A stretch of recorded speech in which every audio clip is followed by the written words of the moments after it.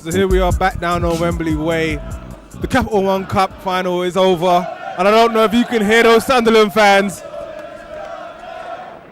Here they are, and here they are. They're Sunderland till they die. And yesterday they died. They died. But 3-1. yeah, you know, credit to the Sunderland fans. Fantastic atmosphere. Shout out to the sports bar. If you don't know, now you know. Anyway, in all seriousness though, absolutely fantastic cup final. And Gav, wouldn't you say it was a game of, well, two halves? Yeah, definitely a game of two halves. You know, Sunderland dominated that first half. And then Manchester City just came out and rubbed out whatever happened in that first half. Yeah, I mean, first half, absolutely 1,000% Sunderland. Fantastic performance from them in the first half. But you had to wonder, with that early goal, and we talk about early goals all the time, early goals don't necessarily mean the win. They mean that, yes, you have a little bit of momentum, and Sunderland certainly had that in the first half. Fabio Borini giving them the lead after 10 minutes. Absolutely fantastic strike. But you have to say, after that, they were just holding on. Yeah. And they held on for as long as they could. And it was all about the juggernaut that is Manchester City, wouldn't you say, Gav? Yeah, and the big players really turned out in the second half. When like you're talking, Yaya Toure, oh yeah, Nazari, Negredo. Yep. And Jesus Navas as well. And you have to say, when you're looking at big game players for Manchester City, when you're looking at the leaders in that team, Yaya Toure, or as I like to call him, it definitely is one of those big game players. And I have to say, what a finish. Yeah. A legit goal of the week. Blinding finish. Legit goal of the week. Goal of the week. Goal of the week contender, even goal of the season But contender. even Sam Nasri outside of the boot. Well, I tell you what, that was a tasty finish. We talk about technique, we talk about bounce back ability, and we talk about techers, and it was all there. But I have to say that the third goal, for me personally, a little bit of insult to injury. Could have Vito Manone, or as we say up in the southeast, I was going to say northeast. Oh, Vito Manone. Could he have done better? I would say most definitely. He got a hand to it, but it was just too powerful. Powerful. Jesus Navas wraps up the game, and as I say, game of two halves, and congratulations to Manchester City, it has to be said. Yeah, but for me, for Sunderland in the second half, what happened to them is they sat back. I believe they came out in the second half and thought they'll just try and weather the storm. Do you think they were tired, though? I don't know. I don't know if they're tired, because momentum should have just taken them through that, just to weather the storm. Like Man City weathered the storm in the first half. That's true. So they had a lot of opportunities, Sunderland, and Man City managed to weather the storm. They had a lot of chances themselves. But I think Sunderland came out in that first 10 minutes and thought, yeah, let's just hold back. Yeah. Let's see if we can just keep them contained and see if we can nick anything, and it's turned against them. Do you think it was that change of approach, maybe more of a, I don't know, I suppose a contented halftime team talk that changed the game for Sunderland?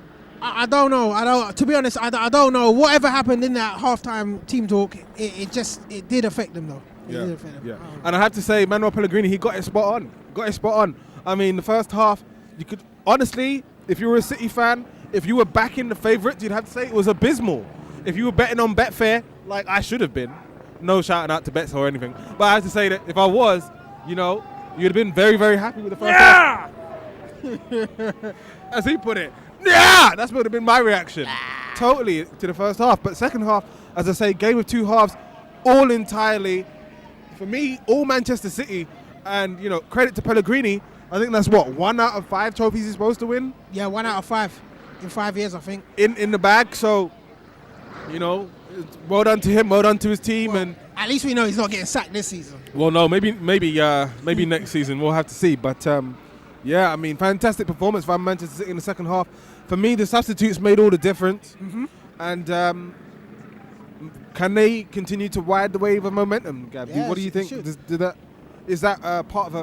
What did the straight shooting one call it last year? Or the year before for Liverpool? Was it a springboard, a stepping stone, a launching pad? Well, you know what? For Manchester City, yes, that potentially can be. And, you know, going to this Barcelona match in 2 weeks' time, or whenever it is, it's coming up soon. Yeah. You know, this could be a result which has them on that wave of success. However, for Sunderland, this could be a match that, you know, knocks them seriously in confidence-wise, and could affect them for the rest of the season. That's very true. But then if we look back at Birmingham City, oh yes, I did it. I went there, people. Because they're looking for points. No, but if we go back to Birmingham City, right, we can say that even if Sunderland were to win, in some cases, it's totally inconsequential. It literally, and I know you like to say this, and I know the straight shooting one likes to say this, and I know a lot of Man United haters like to say this, but literally, it wouldn't matter if they won or not, because they still would then go and get relegated. If we say that 8 times, you know what I mean? 8-2. Anyway, the point I was making was, literally, I don't know what happens with Sunderland from here. They were in good form in terms of the league. They were absolutely resurgent in terms of fighting against the race against relegation. But now with this, do you think that this result pretty much takes the stuffing out of them? Well, I think it potentially could be, because, you know, like I said beforehand, like in their previous Premiership match, it looked like they had taken the brakes off for this match. Yeah. They were saving their energies, and, you know, they put all into this match, and we've seen that through their performance. And I just don't know if they've got that for another 10 matches or another 11 games. Or Yeah.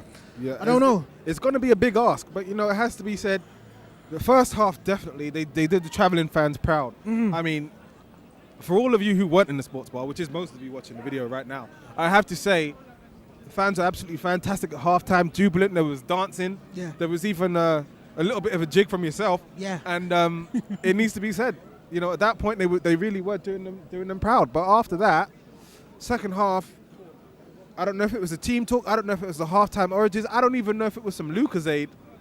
But whatever it was, you know, the tide of the game certainly changed.